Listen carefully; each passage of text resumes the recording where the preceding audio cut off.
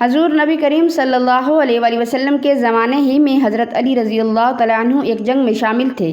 جنگ کے دوران ایک کافر سے آمنا سامنا ہوا۔ جب آپ اس کو گرا کر اس کے سینے پر چڑھے اور اس کو قتل کا ارادہ کیا تو اس نے آپ کے منہ پر بسم اللہ الرحمن الرحیم۔ ناظرین، حضرت علی رضی اللہ تعالیٰ عنہ کے فضائل و مناقب بہت زیادہ ہیں۔ آپ پہلے شخص ہیں کہ جن کو سب سے پہلے نبی کریم صلی اللہ علیہ وآلہ وسلم کے ساتھ نماز پڑھنے اور دونوں قبلوں کی طرف نماز پڑھنے کا شرف حاصل ہوا۔ غزوہ بدر، خندق، خیبر وغیرہ غزوات میں شرکت اور دیگر صحابہ کرام رضی اللہ عنہم کے ساتھ غسل نبوی کی سعادت اور عشرہ مبشرہ میں شمولیت کا اعزاز بھی نصیب ہوا۔ علم و تحقیق سے بھی آپ کو وافر حصہ ملا۔ آپ بہترین فصیح و بلیغ خطیب و شاعر بھی تھے۔ آج بھی اگر حضرت علی رضی اللہ تعالیٰ عنہ کا کوئی فرمان سامنے آتا ہے تو یوں محسوس ہوتا ہے کہ عربی الفاظ آپ کے سامنے دست بستہ قطار بنائے کھڑے ہوں کہ جب چاہیں جیسے چاہیں استعمال کریں۔ اس کے علاوہ علوم قرآن، تفسیر، حدیث، فقہ، اجتہاد، تصوف، فصل قضاء وغیرہ میں خاص دسترس حاصل تھی۔ آپ سے 586 حدیثیں روایت کی گئی ہیں۔ علم نحو کی ایجاد کا سہرا بھی حضرت علی رضی اللہ تعالیٰ عنہ کے سر ہی ہے۔ ایک دفعہ ایک شخص کو قرآن شریف غلط پڑھتے سنا۔ اس سے داعیہ پیدا ہوا کہ کوئی ایسا قاعدہ بنا دیا جائے جس سے اعراب بے غلطی واقع نہ ہو سکے۔ چنانچہ ابو الاسود دہلی کو چند قواعد کلیہ بتا کر اس فن کی تدوین پر مامور کیا۔ اس طرح علم نحو کی ابتدائی اصول بھی آپ ہی کی طرف منسوب ہیں۔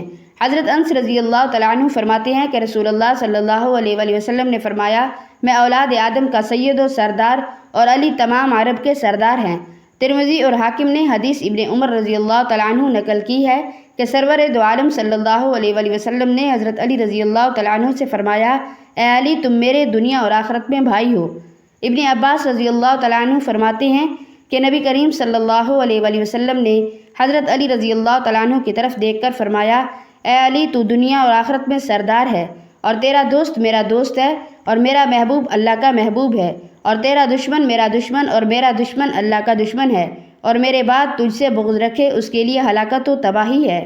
حضرت انس رضی اللہ تعالیٰ عنہ فرماتے ہیں کہ میں نبی کریم صلی اللہ علیہ وآلہ وسلم کی خدمت کیا کرتا تھا۔ ایک بھنا ہوا پرندہ پیش خدمت کیا گیا۔ رسول اللہ صلی اللہ علیہ وآلہ وسلم نے دعا کی، یا اللہ، میرے پاس ایسے آدمی کو بھیج دے جو تجھے اور مجھے سب سے زیادہ محبوب ہو کہ وہ میرے ساتھ اس پرندہ کو کھائے۔ حضرت علی رضی اللہ تعالیٰ عنہ آ گئے۔ انہوں نے دروازہ پر دستک دی۔ حضرت انس رضی اللہ تعالیٰ عنہ نے پوچھا، کون؟ فرمایا، علی۔ میں نے ان سے کہا کہ حضور صلی اللہ علیہ وآلہ وسلم ایک ضرورت میں مشغول ہیں۔ وہ واپس چلے گئے۔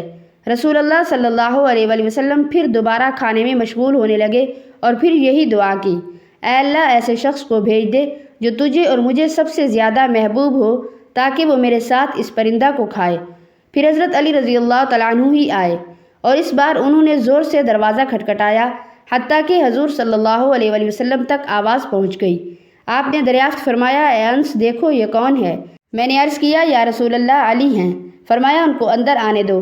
حضرت علی رضی اللہ تعالیٰ عنہ اندر تشریف لائے تو رسول اللہ صلی اللہ علیہ وآلہ وسلم نے فرمایا، میں نے اللہ تعالیٰ سے 3 مرتبہ دعا کی کہ یا اللہ، ایسے کو بھیج دے جو تجھے اور مجھے سب سے زیادہ محبوب ہو تاکہ میرے ساتھ پرندہ کا گوشت کھائے۔ حضرت علی رضی اللہ تعالیٰ عنہ نے عرض کیا، یا رسول اللہ، یقین جانے میں 3 مرتبہ حاضر ہوا تھا۔ ہر مرتبہ انس رضی اللہ تعالیٰ عنہ نے مجھے واپس بھیج دیا۔ حضور اکرم صلی اللہ علیہ وآلہ وسلم نے فرمایا، اے انس، بھلا تو نے ایسا کیوں کیا؟ عرض کیا، مجھے دراصل یہ بات پسند تھی کہ یہ مبارک دعوت میری قوم کے کسی فرد کو نصیب ہو جائے۔ رسول اللہ صلی اللہ علیہ وآلہ وسلم نے فرمایا، آدمی اپنی قومی محبت کی بنا پر قابل ملامت نہیں ہوتا۔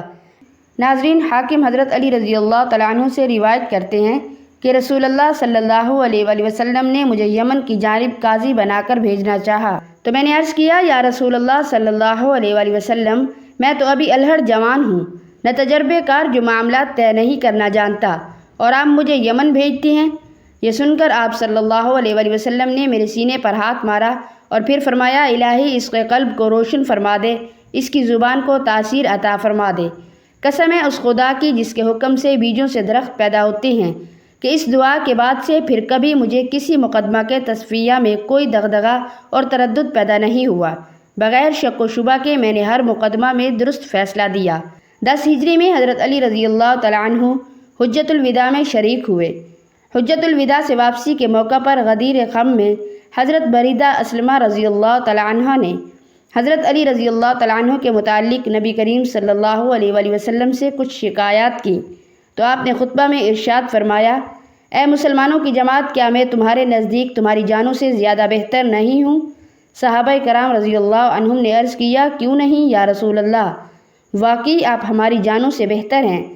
آپ صلی اللہ علیہ وآلہ وسلم نے فرمایا، جو شخص مجھ کو دوست رکھتا ہے اسے چاہیے کہ وہ علی رضی اللہ تعالیٰ عنہ کو بھی اپنا دوست رکھے۔ اے اللہ، جو شخص علی کو دوست رکھے تو بھی اس کو دوست رکھ، اور جو علی سے بغض رکھے، دشمنی رکھے، تو بھی اس سے دشمنی رکھ۔ حضور صلی اللہ علیہ وآلہ وسلم کے اس خطبہ مبارک کا مقصد حضرت علی رضی اللہ تعالیٰ عنہ کی شان بیان کرنا تھا، تاکہ جن لوگوں کے دلوں میں حضرت علی رضی اللہ تعالیٰ عنہ کے متعلق کچھ غلط فہمیاں پیدا ہو گئی ہیں وہ دور ہو جائیں۔ چنانچہ حضرت بریدہ رضی اللہ تعالیٰ عنہ نے ندامت کا اظہار اور محبت و مودت کا برتاؤ کیا۔ اسی موقع پر حضرت عمر رضی اللہ تعالیٰ عنہ نے حضرت علی رضی اللہ تعالیٰ عنہ کو مبارکباد دی۔ فرمایا، اے علی، تجھے مبارک ہو، کیونکہ تم صبح و شام ہر وقت مومنوں کے دوست اور محبوب ہو۔ حضرت علی رضی اللہ تعالیٰ عنہ جنگ صفین میں شامل ہونے کے لیے تیار ہوئے تو آپ کی زرہ تلاش کرنے کے باوجود نہ ملی۔ آخر جب جنگ سے واپس آئے تو وہ زرہ ایک یہودی کے پاس نکلی۔ آپ نے اس سے فرمایا، میں نے یہ زرہ کسی کو دی، نہ کسی کے ہاتھ بیچی، پھر تیرے پاس کس طرح آ گئی؟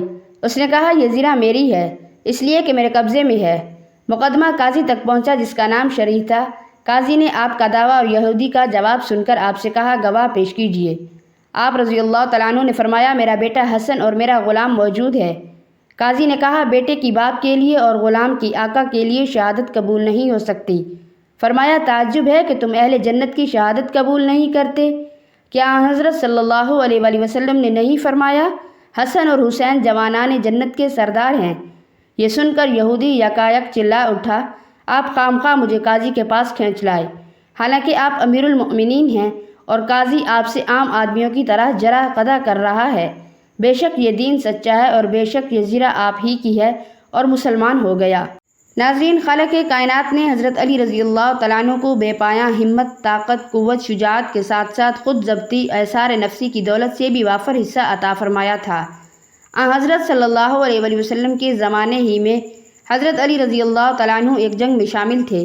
ایک کافر سے آمنا سامنا ہوا۔ جب آپ اس کو گرا کر اس کے سینے پر چڑھے اور اس کے قتل کا ارادہ کیا تو اس نے آپ کے منہ پر تھوک دیا، لیکن قربان جائیں حضرت علی رضی اللہ تعالیٰ عنہ کی خود ضبطی اور کسر نفسی پر آپ فوراً اس کے سینے سے اٹھ گئے۔ کافر نے کہا، اے علی، میرے تھوکنے سے تو تم کو اور زیادہ غصہ آنا چاہیے تھا، لیکن یہ کیا، تم نے تو مجھے سرے سے ہی چھوڑ دیا۔ اس موقع پر آپ نے وہ تاریخی الفاظ ادا فرمائے جو سنہری حروف لکھنے کے قابل ہیں اور وظیفہ زندگی بنانے کے لائق ہیں۔